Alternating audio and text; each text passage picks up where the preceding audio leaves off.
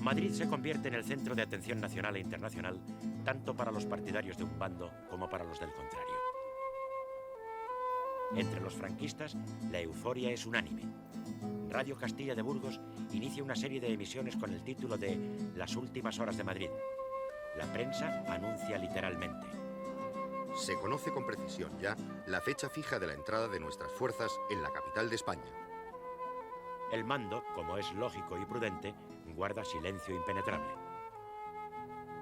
Las emisoras de radio franquistas ridiculizan al general Miaja, encargado de la defensa de Madrid.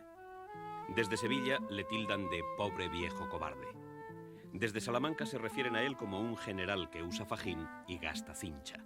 Desde Pamplona se contrapone la juventud del caudillo, que cuenta con 44 años, frente a un supuesto anciano de 58, que sin embargo sabe mostrarse enérgico en tan dramáticas circunstancias.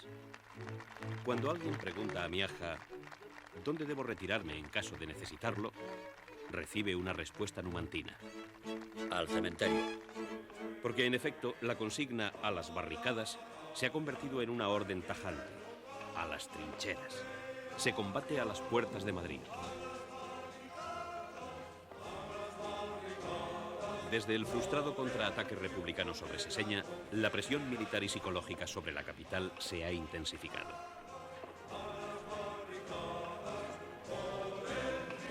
Madrid es bombardeado el 30 de octubre como no lo había sido anteriormente.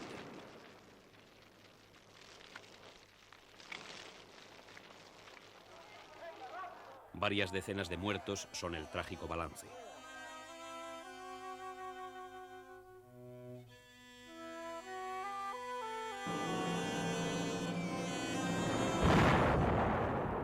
Al día siguiente se produce un ataque aéreo aún más violento que causa centenares de bajas entre muertos y heridos.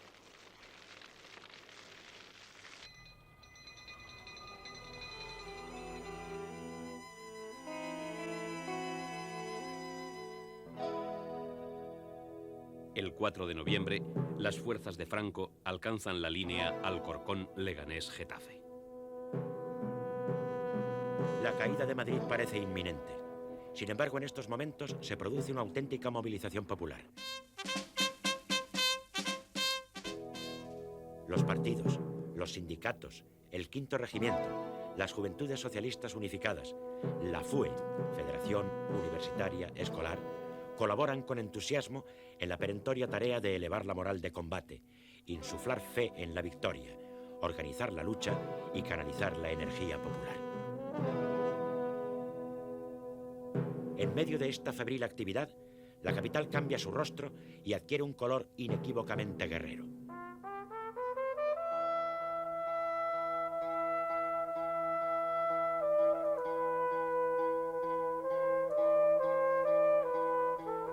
Las calles se llenan de masas de refugiados, no ya de los pueblos vecinos, sino de los mismísimos arrabales.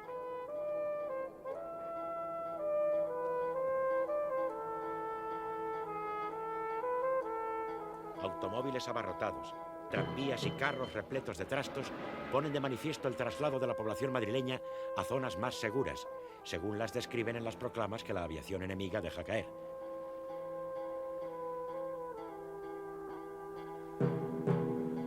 Una de ellas, del 6 de noviembre, firmada por Franco, recomienda la zona comprendida entre la calle de Diego de León, el Paseo de la Castellana y el Paseo de Ronda, es decir, la parte más burguesa y de clase media de la ciudad. Afirma que es un sector seguro y conmina: milicianos y obreros de Madrid, arrojad las armas, libraos de vuestros canallescos dirigentes que siempre os engañaron y ahora os abandonan. Sabemos quiénes son los culpables y solamente sobre ellos caerá el peso de la ley. Un solo grito ha de unirnos: ¡Viva España! Atención, madrileños. Llegadas las fuerzas nacionales a las puertas del corazón de Madrid y rebasados los extremos del sur del Manzanares, al persistir la resistencia, se convierte toda la población en un objetivo militar y campo de batalla. Las proclamas de Franco dan aliento a las amplias capas conservadoras de la capital. Muchos de sus miembros, desde las embajadas extranjeras en que están refugiados, aguardan ansiosamente el momento de la liberación que ya no consideran lejano.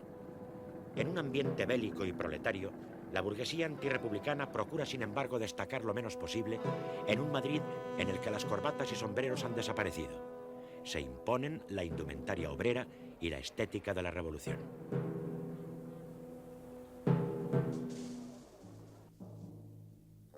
Una de las noches más tensas de la guerra es la del 6 al 7 de noviembre. Miaja y Rojo toman el mando efectivo de las operaciones.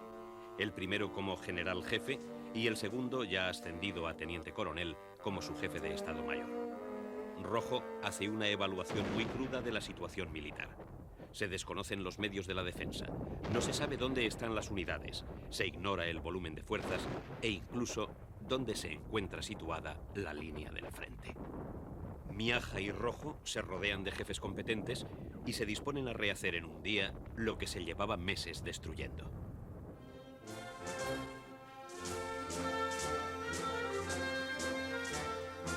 Mola había proyectado un ataque simultáneo sobre Madrid a cargo de sus fuerzas situadas en la sierra y las columnas marroquíes que amenazan la capital por el suroeste. En cambio, se elige otra maniobra.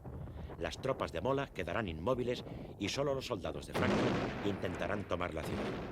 El terreno de los combates que se avecinan es irregular. Los bosques, hotelitos de verano y edificaciones suburbiales facilitan la defensa. El mismo Manzanares es un pequeño río, pero está canalizado, y cruzarlo puede ser difícil sin contar con puentes de campaña. Las columnas marroquíes no los tienen y planean entrar en Madrid a través de los puentes de las carreteras y del ferrocarril. Los republicanos no los vuelan de momento y prefieren defenderlos. El Estado Mayor de Franco elabora un plan de batalla con dos acciones. Un ataque secundario tratará de fijar a los republicanos en los puentes del sur, mientras el grueso de las fuerzas avanzaría por la Casa de Campo para penetrar en Madrid por el oeste. Barroso, jefe del Estado Mayor de Franco, le expone sus reparos respecto al ataque planeado. No se puede hacer, no tenemos fuerzas. Es una empresa desesperada. Franco le responde. Dejemos que Varela lo intente. Siempre ha tenido suerte. La conquista de Madrid es psicológicamente muy importante. Varela se dispone a actuar. Su vanguardia la manda Yagüe, cuya infantería la forman legionarios y moros. En el último escalón se articula una reserva de falangistas, requetés y voluntarios. Además de la caballería que manda Monasterio, los atacantes pueden maniobrar en profundidad con 3 compañías de carros alemanes e italianos. Es un conjunto de fuerzas bien estructurado, aunque no muy numeroso. Ronda los 30.000 hombres y su artillería es insuficiente para una empresa de envergadura. La orden de operaciones, firmada el día 6, dispone la penetración en Madrid por sus comunicaciones naturales para llegar a la total ocupación de la ciudad.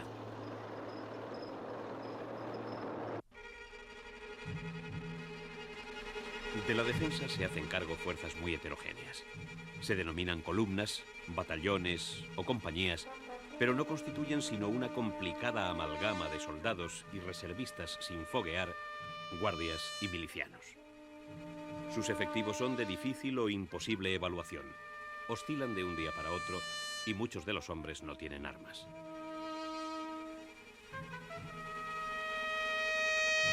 Una de sus mayores debilidades está en el mando. Al frente de las columnas hay militares profesionales: Bueno, Prada, Rovira, Escobar, Clairac, Romero, Barceló. Pero por debajo de ellos solo hay voluntad y entusiasmo. Los mandos intermedios son fundamentalmente militantes políticos y sindicales, suboficiales y, en algún caso, oportunistas.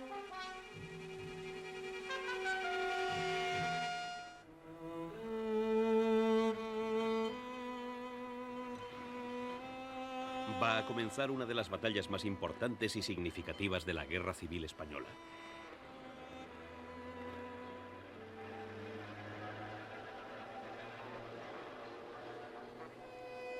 La vida cotidiana se transforma.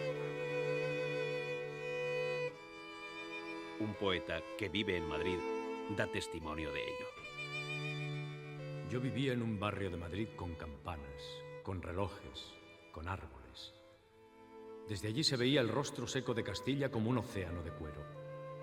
Mi casa era llamada la Casa de las Flores porque por todas partes estallaban geranios.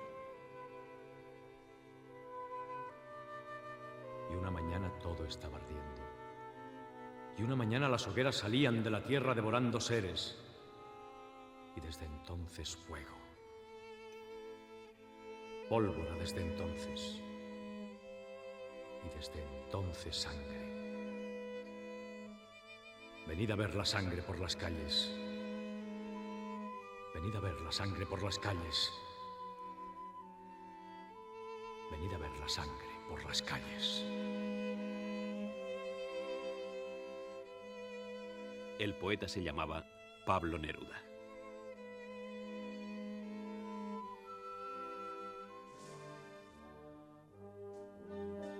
El 7 de noviembre amanece muy frío. Va a ser un día crucial. Las tropas franquistas desencadenan la ofensiva y llegan hasta los puentes de Segovia y de la carretera de Andalucía, pero no logran cruzarlos.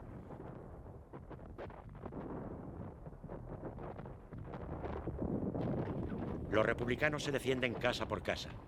Las columnas de Asensio Cabanillas, Castejón y Delgado Serrano atacan desde el sur por Villaverde y Carabanchel, mientras que por el oeste, las tropas que manda directamente Yagüe intentan penetrar por la Casa de Campo.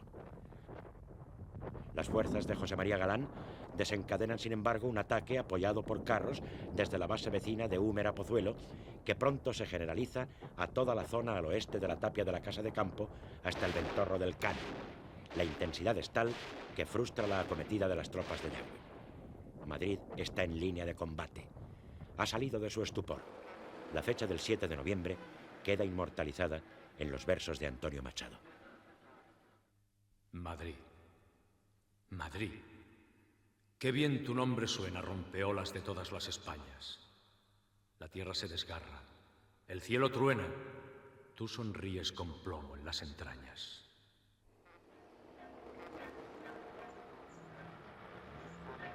Al caer la tarde, uno de los carros italianos es puesto fuera de combate en la carretera de Extremadura. Mueren todos sus ocupantes. En el uniforme del comandante se encuentra la Orden General de Operaciones para el día D.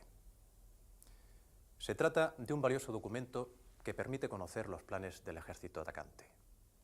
Inmediatamente se le da traslado al Ministerio de la Guerra, cuartel general de Miaja, donde se comprueba que la idea táctica de los asaltantes estriba en fijar a los republicanos en el frente comprendido entre el puente de Segovia y la carretera de Andalucía, desplazando la maniobra hacia el noroeste para ocupar el sector entre la ciudad universitaria y la Plaza de España.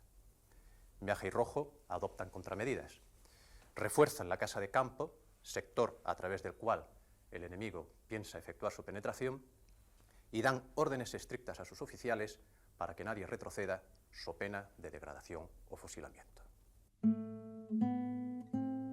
Según recuerda el director de El Socialista, Julián Zugazagoitia, al ganar sus puestos de mando los oficiales se dirigen a los soldados en los siguientes términos. Me he comprometido con la vida a que no deserte nadie. He respondido por vosotros. La batalla va a ser dura. Y no podemos retroceder. Eso quiere decir que no lo vamos a contar. Si creéis que me he comprometido demasiado, decidlo.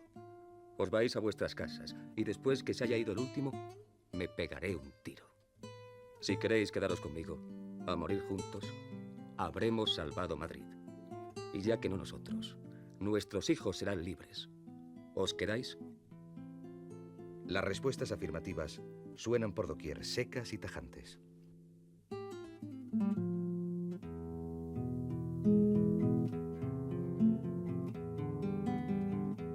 Tras el intenso trabajo durante toda la noche de Miaja, Rojo y sus oficiales, a las 6 de la mañana del 8 de noviembre, todas las fuerzas están alerta. Poco después, comienza el ataque de los regulares y la Legión.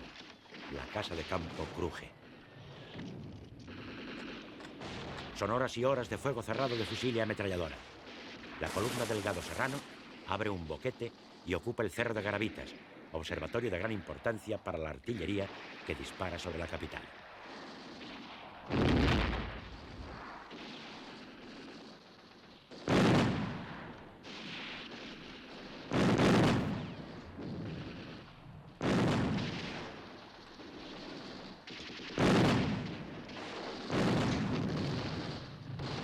La aviación rebelde atacante sorprende a Miaja y a sus colaboradores en la plaza de la Moncloa, a donde se han trasladado para hacerse visibles e infundir ánimo a las tropas. Las bombas producen numerosas víctimas.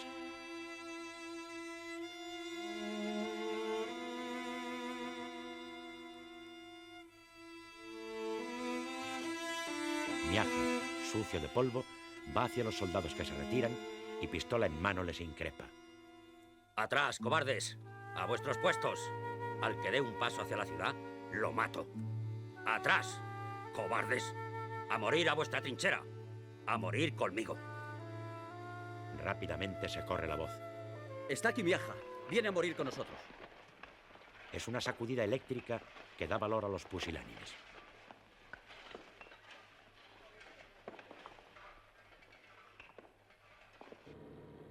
Los camiones cargados de nuevos combatientes van bulevares abajo hacia la línea de fuego. Son refuerzos. Viejos y jóvenes enronquecen gritando: ¡no pasarán!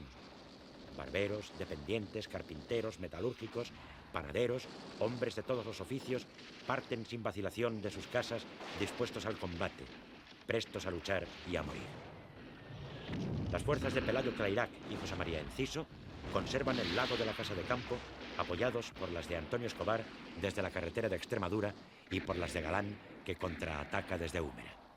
Las columnas de Barrón y Tella se estrellan ante los puentes de Segovia y Toledo y en el barrio de Usera, defendidos por Escobar, Rovira, Mena y Prada. Lister avanza sobre Villaverde y lo recupera.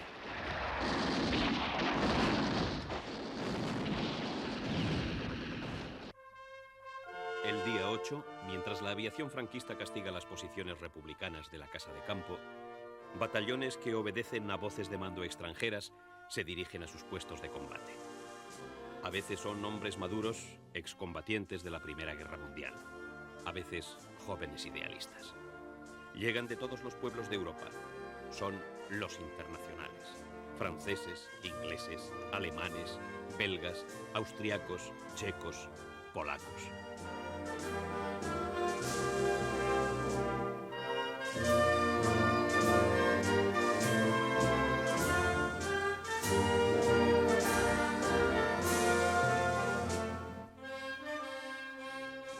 Rafael Alberti saluda su generosidad con célebres versos. Venís desde muy lejos, mas esta lejanía, que es para vuestra sangre que canta sin fronteras, la necesaria muerte os nombra cada día, no importa en qué ciudades, campos o carreteras. De este país, del otro, del grande, del pequeño, del que apenas el mapa da un color desvaído, con las mismas raíces que tiene un mismo sueño, sencillamente anónimos, y hablando habéis venido. No conocéis siquiera el color de los muros que vuestro infranqueable compromiso amuralla. La tierra que os entierra la defendéis seguros, a tiros con la muerte, vestida de batalla. Quedad, que así lo quieren los árboles, los llanos, las mínimas partículas de la luz que reanima un solo sentimiento que el mar sacude. Hermanos, Madrid con vuestro nombre se agranda y se ilumina.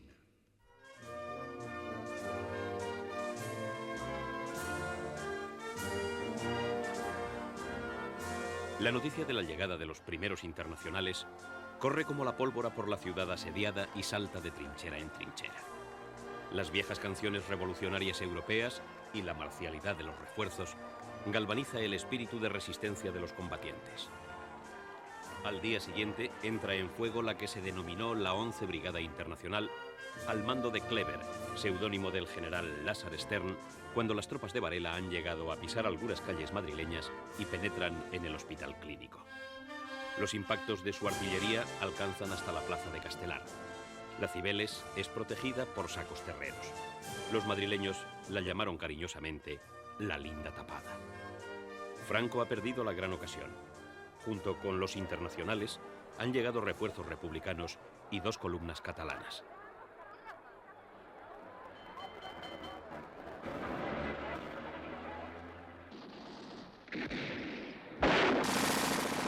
Durante los días 9 y 10 continúan los combates.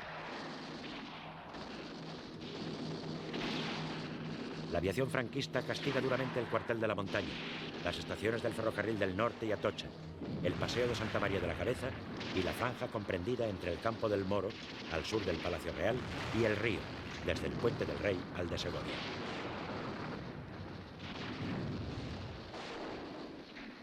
Se persiste en el intento de ocupar totalmente la casa de campo.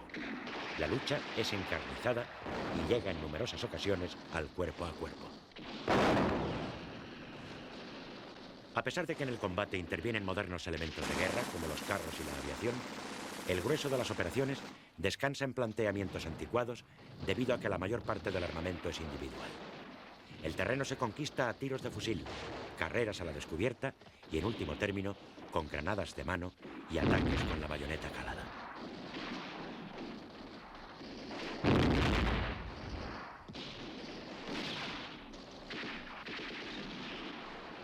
El avance espectacular de las tropas de África solo había tenido dificultades en el asalto a Badajoz. Ante Madrid, las maniobreras unidades de Marruecos, entrenadas para una guerra fluida y en campo abierto, se enfrentan a un reto que no pueden superar. A partir del 10 de noviembre, los defensores reciben nuevos apoyos. La entrada en liza de los aviones soviéticos montados en Cartagena inclina momentáneamente a su favor la balanza aérea y, sobre todo, crea un nuevo clima y una moral de victoria entre los combatientes y su retaguardia que se confunden en una voluntad común de resistir a toda costa. El intento de penetración el día 10 por las fuerzas atacantes supone un fuerte desgaste y la jornada del 11 transcurre sin actividad en el sector principal. No obstante, la artillería continúa el bombardeo y se presiona sobre las carreteras de Carabanchel, Toledo y Andalucía. El 12 prosiguen los combates y el 13 alcanzan una gran virulencia en torno al Puente Nuevo, donde el comandante Carlos Romero consigue rechazar a las fuerzas de Ayagüe, que se estrellan una y otra vez en enconados ataques.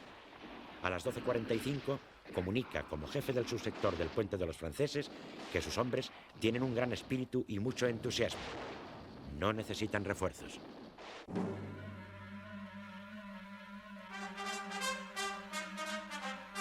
El mismo día, llegan desde el frente de Aragón los primeros efectivos de la columna Durruti, aureolada de la máxima devoción popular, más un batallón de voluntarios andaluces.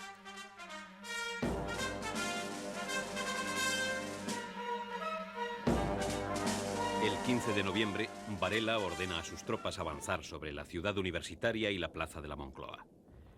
Las preceden una gran preparación artillera y el bombardeo intenso de la aviación.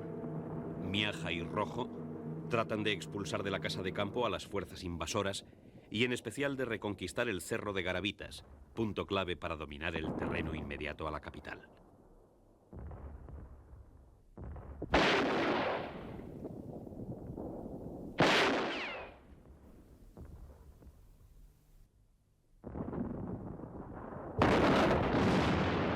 El mismo día, aviones alemanes atacan el Hospital de Cuatro Caminos, a pesar de que, como los demás de Madrid, tiene pintada en el techo una enorme cruz roja.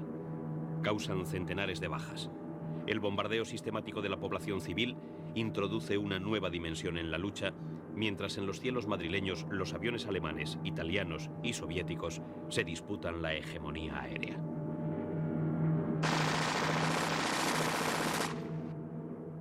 El teniente coronel Asensio Cabanillas insiste repetidamente en sus ataques al puente de los franceses, que rechazan una y otra vez los defensores dirigidos por el comandante Romero.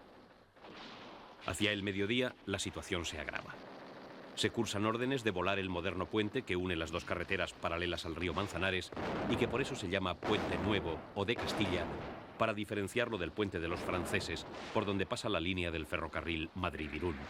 Por la tarde, tras un nuevo bombardeo, los carros franquistas consiguen vadear el río seguidos de los regulares de la columna Delgado Serrano, que obligan a retirarse a las fuerzas de Durruti y alcanzan la Escuela de Arquitectura y los campos de deportes.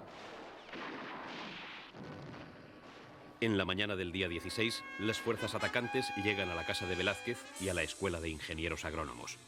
Sin embargo, la penetración resulta ineficaz ante la inquebrantable resistencia de los hombres de Romero.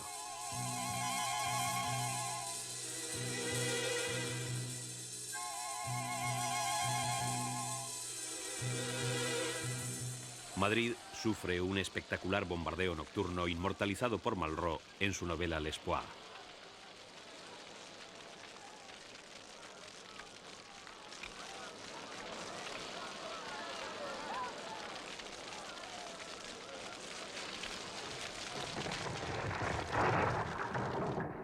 La jornada del 17 es sin duda la más dramática y sangrienta.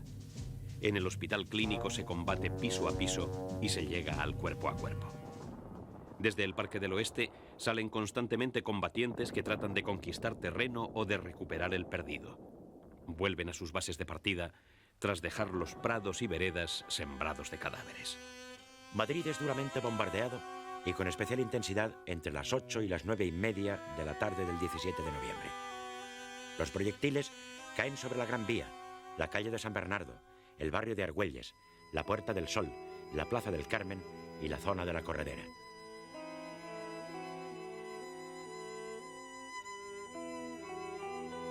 El balance es dramático y asciende a casi 1 millar de bajas.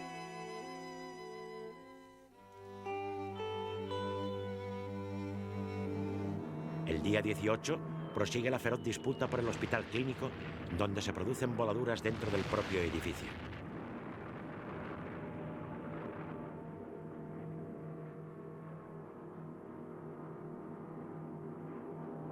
La pugna se convirtió en un forcejeo tan sangriento como inútil. El general Miaja felicita en la orden del día a Carlos Romero, a quien asciende a teniente coronel, y le entrega el mando de la 4ª Brigada Mixta y del sector comprendido entre el puente de Segovia y el de los franceses. Romero ha resistido imperturbable durante 3 interminables días y sustituye al comandante Arellano, que, herido de gravedad, fallece en el hospital.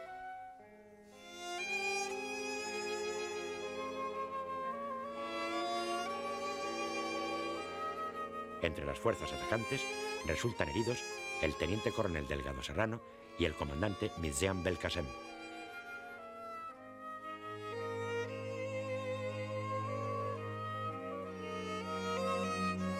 En los días siguientes continúan los combates, si bien con menor intensidad, dado el agotamiento de atacantes y defensores. A principios de noviembre, el almirante Canaris ha trasladado a Franco, junto con el ofrecimiento de la Legión Cóndor, el deseo de Berlín de que Madrid sea tomado con la máxima rapidez.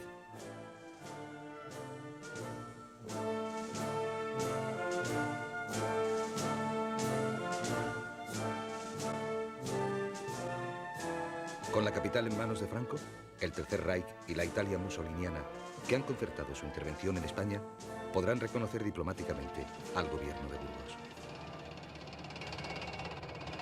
El 7 de noviembre parten desde el puerto báltico de Stettin 700 hombres y un centenar de vehículos.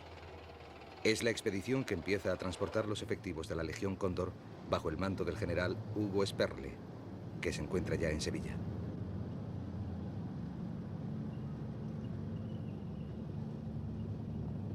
En el curso del mes de noviembre salen por lo menos otros 25 barcos con casi 4.000 hombres, numerosos vehículos, aviones y cerca de 10.000 toneladas de material de guerra. Son refuerzos importantes, integrados bajo un mando único, ansiosos de dejar muy alto el pabellón alemán. El gobierno de Londres es también consciente de la importancia que tiene la caída de Madrid. El secretario del Foreign Office, Anthony Eden, juega con la idea de reconocer a Franco en cuanto tome la capital. La embajada británica recibe instrucciones de establecer contacto con las nuevas autoridades militares. De hecho, la batalla de Madrid centra la atención internacional y ocupa las primeras páginas de los periódicos del mundo entero. Fluyen a la capital de España los corresponsales y enviados especiales de los diarios y revistas más prestigiosos. Muchos de ellos escribirán ampliamente sobre su experiencia española. El general Varela invita a numerosos periodistas extranjeros a contemplar el bombardeo de Madrid. La pugna bélica se prolonga ya en otra batalla no menos dura, la de la propaganda.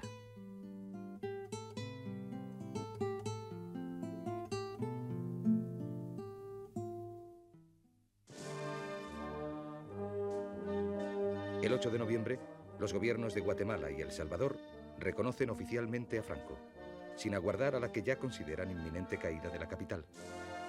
Pero la batalla se encona en la tenaz resistencia republicana.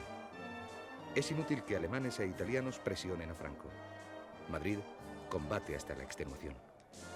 Roma y Berlín ven su prestigio comprometido y deciden subir la apuesta. El 18 de noviembre reconocen a Franco, aunque este no vea segura su victoria. La decisión de Roma y Berlín enrarece el clima internacional que rodea la guerra civil, en el cual han incidido duramente las noticias de las matanzas y horrores que ocurren en ambas zonas.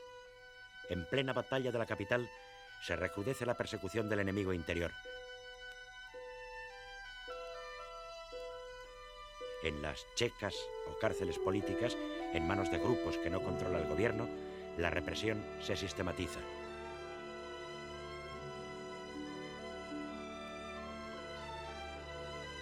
Algunas de ellas, como la del Marqués de Riscal, las mandadas por los linces de la República, o las famosísimas Brigadas del Amanecer que dirige Agapito García Atadell, introducen un nuevo elemento de terror en la población antirrepublicana e incluso en los adictos al régimen. Entre las víctimas de la represión a finales de octubre figuran el líder fascista Ramiro Ledesma Ramos y el destacado intelectual conservador Ramiro de Maeztu, uno de los más brillantes pensadores de la derecha española. En el contexto de confusión y tensiones que vive Madrid en los primeros días de noviembre, ante el asalto de las unidades del Ejército de África, los bombardeos incesantes y la marcha del gobierno a Valencia, con lo que conlleva la dispersión de la autoridad, tiene lugar también uno de los episodios más trágicos de la guerra civil en la zona republicana. Las matanzas que acontecen en Paracuellos del Jarama, un pueblecito de los alrededores de Madrid que desde entonces se convierte en símbolo.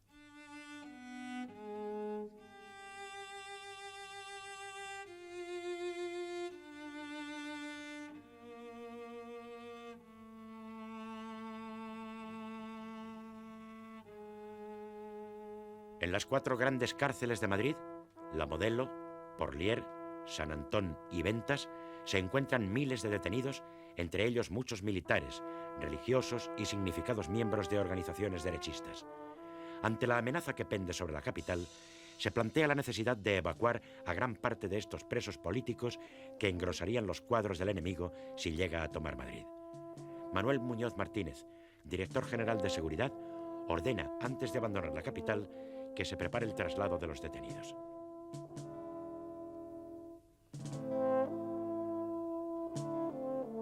Funcionarios de la Dirección General de Seguridad trabajan febrilmente desde el día 5 en el examen de fichas y en la confección de listas. Esta actividad prosigue con Vicente Girauta Linares, subdirector general de Seguridad. En la recién establecida Junta de Defensa de Madrid, la Consejería de Orden Público es asumida por el secretario general de las Juventudes Socialistas Unificadas y nuevo miembro del Partido Comunista, Santiago Carrillo Solares. En la confusión de poder que momentáneamente se crea, la evacuación adopta un derrotero en principio no previsto. Se ha pensado hacerla hacia Valencia, al penal de San Miguel de los Reyes, pero sobre la marcha se decide asesinar a los presos más significados. Una primera saca tiene lugar el 7 de noviembre. Se informa a los detenidos de su inminente traslado a Valencia. El convoy parte hacia Alcalá de Henares, pero al llegar al cruce de la carretera de Barajas, se desvía hacia el vecino pueblo de Paracuellos, donde se inician las masacres.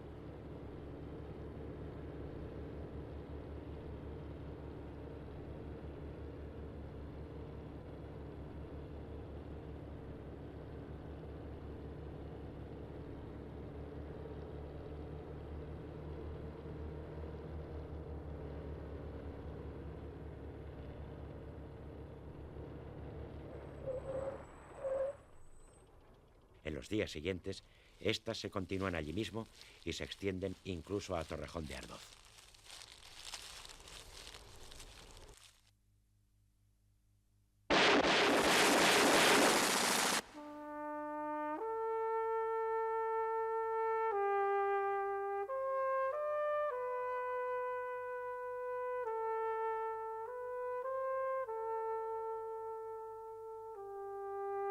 Hay constancia documental de que la Junta de Defensa de Madrid conoce lo ocurrido, al menos oficialmente, el 11 de noviembre, y alguno de sus miembros sugiere que el traslado se haga con más seguridad exterior.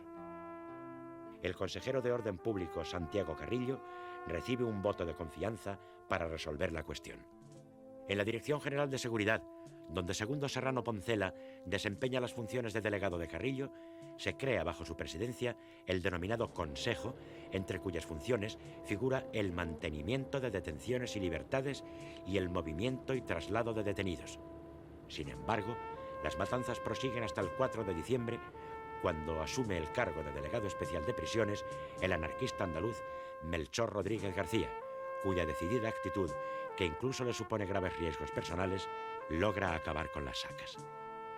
No están claros los diversos grados de responsabilidad de los implicados en tales masacres.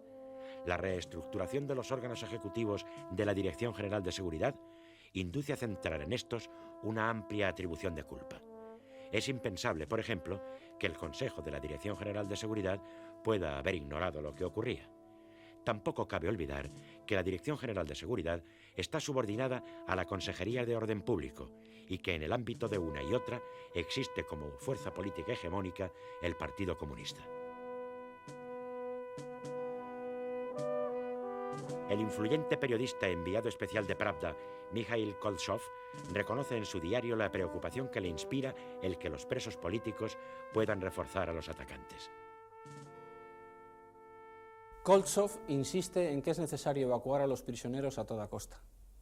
Habla con Pedro Checa, importante dirigente del Partido Comunista Español, y consigue convencerle de que es necesario hacer algo al respecto. Sin embargo, no queda claro cuál es el destino que aguarda a los prisioneros. Por esas fechas se encuentra en España Alexander Orlov, agente soviético que actúa bajo este seudónimo, representante de la famosa NKVD, Policía Secreta de la Unión Soviética. Según recientes estudios monográficos, no serían ajenos ambos ciudadanos, Orlov y Koltsov, a la cadena de acontecimientos que desembocan en las matanzas de Paracuellos, una de las páginas negras de la República en guerra. Desde el 7 de noviembre de 1936, día en que se constituye en Madrid la Junta de Defensa, y el 4 de diciembre, son aproximadamente asesinadas 2.400 personas sacadas de las cárceles madrileñas. Militares, algunos de avanzada edad, religiosos, aristócratas, personas vinculadas a la monarquía de Alfonso XIII y militantes o simpatizantes de las organizaciones de derechas en general. Entre los muchos nombres destacados figuran el comediógrafo Pedro Muñoz Seca, el general Milans del Bosch y familiares de conocidos políticos monárquicos como Antonio Cánovas o Ricardo de la Cierva.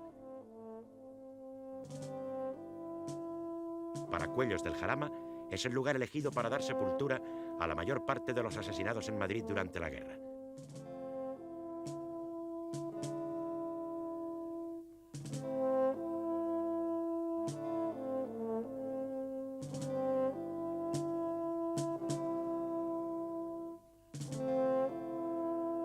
Las exhumaciones e investigaciones hechas con posterioridad a la contienda arrojan una cifra superior a las 10.000 víctimas.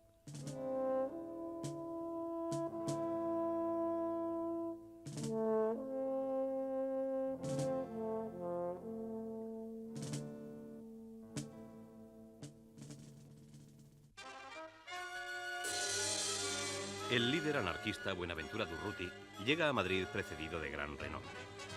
El 14 de noviembre, la Junta le envía a combatir al lugar de mayor peligro, la ciudad universitaria. Pero el frente de Madrid no es el de Aragón. Sus hombres son puestos en fuga por los regulares. Herido en su amor propio, solicita el 19 un puesto en primera línea intentando borrar la mala impresión causada. Miaja le había retirado del frente el día 17. Toda su ambición es poder ofrecer una victoria al general y para ello está dispuesto a todo. Aparte de su prestigio, está en cuestión el del anarquismo español. Solicita cobertura aérea y apoyo artillero y lanza al ataque a sus hombres intentando reconquistar el hospital clínico, defendido precisamente por regulares. Ante ellos se repliegan los milicianos. Durruti, pese a sus esfuerzos, no consigue imponer orden y disciplina militar. Choca con hábitos demasiado arraigados. Tiene 40 años cuando ese 19 de noviembre cae herido frente al hospital clínico, abatido por una bala que no se sabe de dónde proviene, muriendo al día siguiente.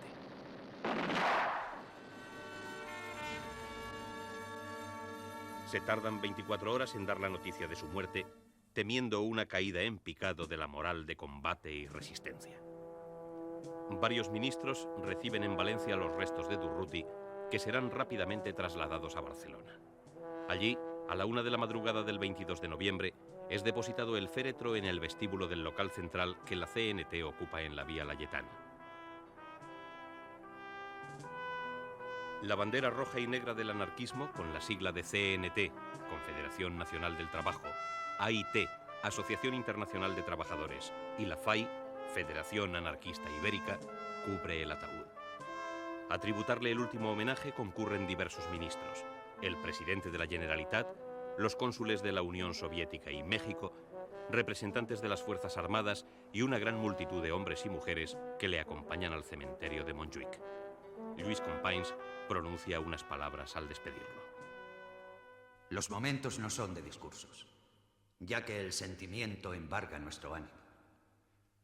Lo que acaban de decir los que han hablado y las últimas emocionantes palabras de García Oliver han traducido la expresión de este magno homenaje a la memoria de Durruti.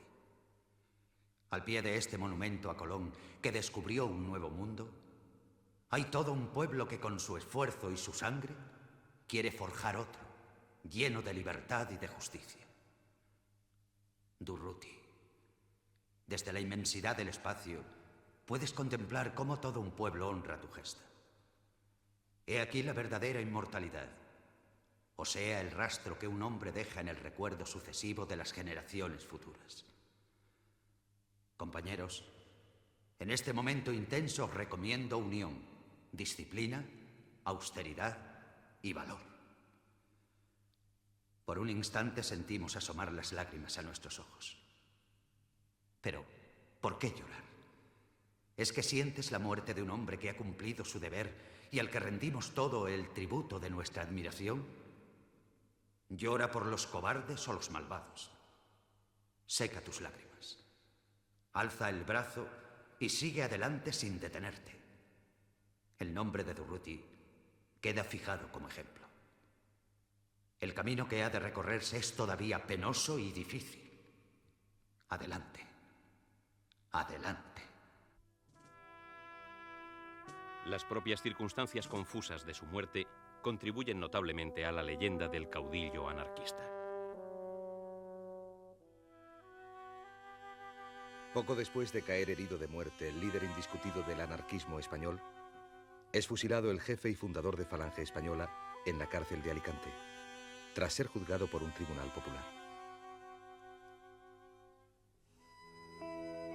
José Antonio Primo de Rivera se encuentra en Alicante desde el 6 de junio. Además del intento falangista de liberarlo desde Callosa de Segura, hay otros dos en los que la ayuda extranjera juega un papel decisivo. El primero se desarrolla en el mes de septiembre. Desempeñan un importante papel en ello el cónsul honorario del Tercer Reich en Alicante y la Marina de Guerra alemana, responsable fundamental de la operación. Se barajan después dos posibilidades: el soborno del gobernador civil y el golpe de mano.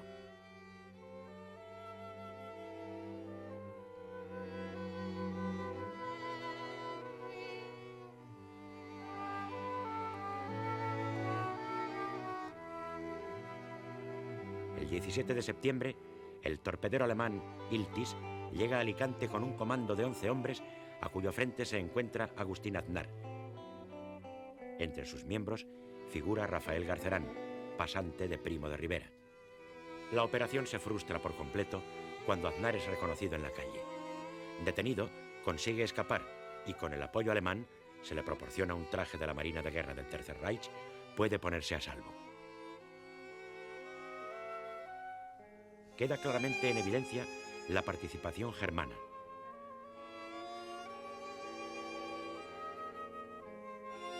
El cónsul honorario von Knobloch, Aznar y Garcerán abandonan el 5 de octubre las aguas de Alicante. Los representantes alemanes en España no quieren exponerse a un conflicto cuando Berlín mantiene, mal que bien, relación diplomática con la República. El segundo intento de liberación con ayuda alemana va a fracasar también. La situación ha cambiado políticamente. El general Franco es ya jefe del Estado y sugiere una serie de medidas que, en definitiva, entorpecen la operación. Otros proyectos para salvarlo no llegan a nada. Primo de Rivera es procesado por auxilio a la rebelión.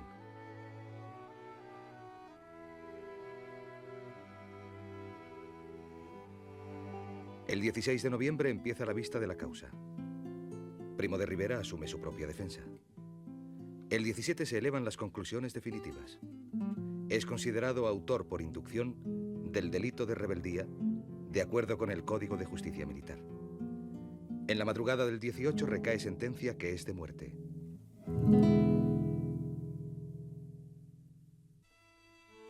A su hermano le corresponden 30 años. Y a su cuñada, Margarita Larios, 6 meses y 1 día. Cuando la sentencia llega a Largo Caballero, este se niega a firmar el enterado para no legalizar un hecho realizado a falta de un trámite que precisamente ha impuesto su gobierno. Primo de Rivera redacta un testamento político, quizá en la confianza de que la historia no sea muy dura con él.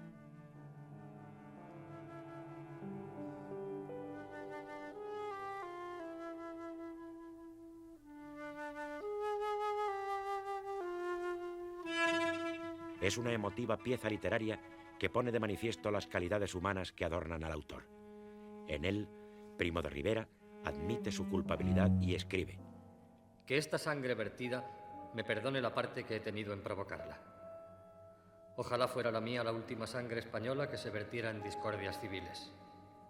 Ojalá encontrara ya en la paz el pueblo español, tan rico en buenas cualidades, la patria, el pan y la justicia. En la madrugada del 20 de noviembre de 1936, José Antonio Primo de Rivera es fusilado. La España franquista tarda en admitirlo públicamente. Franco facilita la creación de un mito, el del ausente. Los poetas de la España de Franco le dedicaron numerosos y encendidos versos. Entre ellos destaca este soneto de Manuel Machado. José Antonio, maestro, ¿en qué lucero, en qué sol, en qué estrella peregrina montas la guardia? Cuando la divina bóveda miro, tu respuesta espero. Toda belleza fue tu vida clara, sublime entendimiento, ánimo fuerte, y en pleno ardor triunfal temprana muerte porque la juventud no te faltara. Háblanos tú.